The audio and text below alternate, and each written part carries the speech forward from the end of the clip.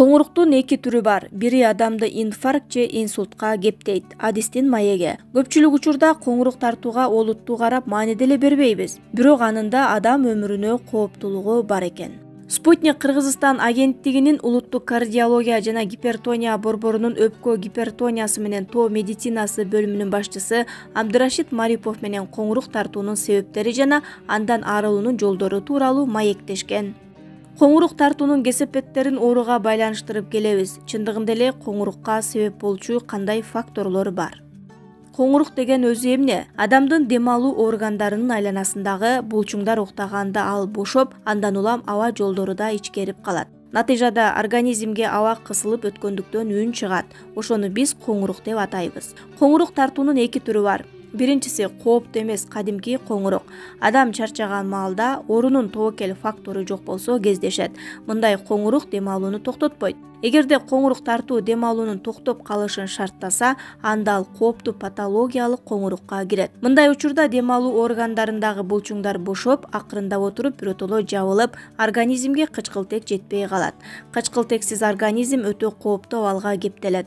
Ички органдардын баары кычкылтектин негизинде иштейт. Аба менен кычкылтек жетпей калганда кан басым тез көтөрүлүп, кан коюлап, жүрөк катуу иштей баштагандыктан бара-бара ыргагы да бузулат. Башкача айтканда, инсульт же инфаркт тобокелдиги жаралат. Байкоолор боюнча инсульт болуу кооптуулугу 10 эсе, ал эми инфаркттыкы 4 эсе көбөйүп, жүрөктүн токтоп калуу коркунучу пайда болот.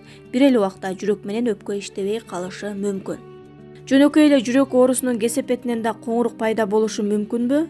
Коңурук адам толуп кеткенде пайда болот. Семиргенде моюндун айланасына майдын бөлүкчөлөрү топтолот да, аба өтчү жолдордун тосулуп калышын шарттайт. Экинчиден, калкан безинин жетишсиз иштешинен улам булчуңдардын бошошун шарттоочу гипотериоз деген эндокриндик оору бар. Бул оору да коңурук тартууга негиз болуп берет. Аба өтчү жолдордо кандайдыр бир механикалык тоскоолдуктар болсо да, аны коңурукту шарттоочу факторлорго киргизебиз. Мисалы, кичинекей тилдин тубаса узун болушу, боок бездеринин чоңоюп кетиши жана башка. Чоңдор көбүнчө толуп кетип, мойну кыскарып кеткендигинен коңурук тартса, жаш балдарда жогорудагы тубаса аденоидтердин болуп калышы коңурукка алып келет. Коңурук тартып жаткан адамды коңурук тартпай жат деп атайын түртүп ойготобуз. Бул алар үчүн кооптуу эмеспи? Негизи коңурук тартып жатып эле тартпай токтоп, кайра тартып уктоо кооптуу. Башкача айтканда, улам тынч болуп, кайра катуу коңурук тартып уктаганда өмүргө коркунуч жаралат. Бул оорунун белгиси. Аны көргөн адам эч чочулабай эле ойготуп же чалкасынан жатса, башка тарабына оодарып коюу керек. Тыптынч болуп, коңурук тартпай калган учур аба өтчү жолдордун биротоло бекип калган кези болуп эсептелинет. Кишиге ошол мезгилде кычкылтек жетпей, муунуп, булчуңдар бошоп, аба жолдору тосулуп кыйналып жаткан болот. Инсульт же инфаркт болуп калышы да мүмкүн. Коңурук тартып жаткан адамды чочутуп ойготсо токтоп калат деген түшүнүк бар.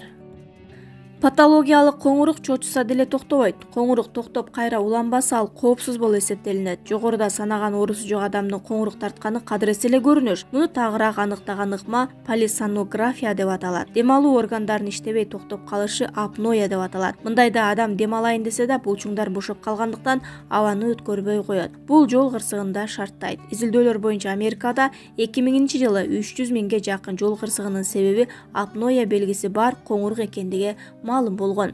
Ушул авариялардан 14 000 киши мерт кеткен. Уну айдап бара жатып уктап кеткендин натыйжасында бул социалдык жактан да тобокелчиликке алып келип, өзү гана эмес, башка кишилерге да зыян келтирип жатат.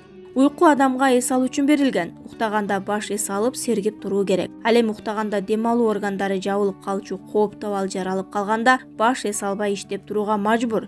Баш өзүн мээ шишигинен, организмди өлүмдөн сактоо үчүн бүтөлүп калган дем алуу органдарын бир түндө 500-600 жолу ачууга мажбур болот. Ошол себептен эртеси адам эс албай, алсырап, кан басымы көтөрүлүп, каны коюланып, кыйналып турат. Күндүзгү жашоонун сапаты абдан төмөндөп, уну айдоого да терс таасир берет. Бул кан тамырларга холестериндин топтолушу, кант диабетин күчөтөт. Ичеги, карын ооруларына, эркектердин импотенцияга чейин алып келет. Уйкуда түргө бөлүнөбү? Нормада 2 уйку бар: үстүртөн уктоо жана терең уктоо. Апноясы бар адамдар терең уйкуга түшө албайт. Ал эми физиологиялык жол менен түшүндүрсөк, уйкунун терең бөлүктөрүндө адамга керектүү маанилүү процесстер жүрөт. Алар кайсылар? Жакшы уктаганда эс тутум калыбына келип, организмге адамды арыктатуучу соматотропин потенцияны шарттаган тестостерон бөлүнүп чыгат. Уйкусу начарлардын эске тутуусу төмөндөп, семиргенден семире берет. Андан апноэ күчөйт.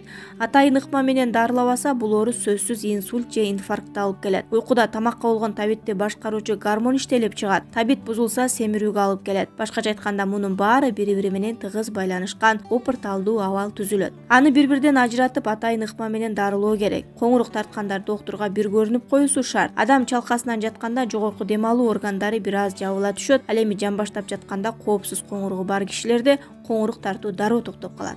Ал эми кооптуу коңурук кайсы тарапты карап жатса да баары бир токтобойт. Коңуруктан арылтуучу атайын жабдуулар бар эмеспи? Жардамы барбы? Булардын эффективдүүлүгү апноэ оорусунун даражасына жараша болот. Коңуруктан арылтуучу жабдуулар жеңил формасында же коопсуз эмес коңурукта гана колдонулат. Орточо жана татаал формасында жардам бербейт. Тескерисинче күчөп кетиши мүмкүн. Татаалыраак формасында адам уктап жатып эле кете бериши мүмкүн. Бул жүрөк кан тамыр оорусунан каза болууну 5 эсеге көбөйтөт. Коңуруктан арылуунун кандай жолдору бар? Алгач тобокел факторлорунан арылуу керек. Мында семирүүдөн сактануу зарыл, ал үчүн туура тамактанып, кыймылда болуу керек. Бул кишилер лор врачка сөзсүз көрүнүп, тоскоолдуктарды, сөөктүн туаса кемтиктерин ордуна келтирүү керек. Өнөкөт оорусу болсо, СИПАП деп аталган терапия менен дарыланууга туура келет. Бул оору уйку менен байланышып жатпайбы? Уйкуда баардык органдар эс алып, жай иштеп калат. Булчуңдар бошойт. Бул учурда булчуңдун айланасында май көп болсо, ал жайылып, аба өтүүчү жолдорду кысып коет. Ал эми СИПАП аппараты организмге туташкандан кийин аба жолдорунун бекилип калуусун алдын алып турат. Ошентип таң атканга чейин аба жетиштүү болуп, ички органдар тынчсызданбай, кан басымы да ордунда болот. Эң негизгиси баш эс алып, терең уйкуга кеткенде бардык процесстер калыбына келет.